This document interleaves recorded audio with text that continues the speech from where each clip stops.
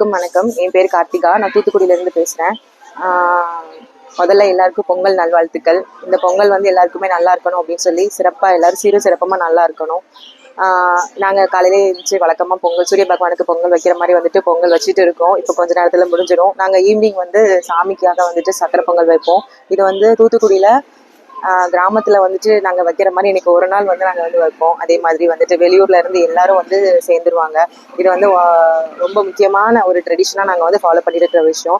இதே மாதிரி வந்துட்டு எங்களுக்கு என்றைக்குமே வந்து நடக்கணும். நாங்கள் வருஷம் வருஷம் இதே மாதிரி இருக்கணும் அப்படின்னு சொல்லி நினைக்கிறேன்.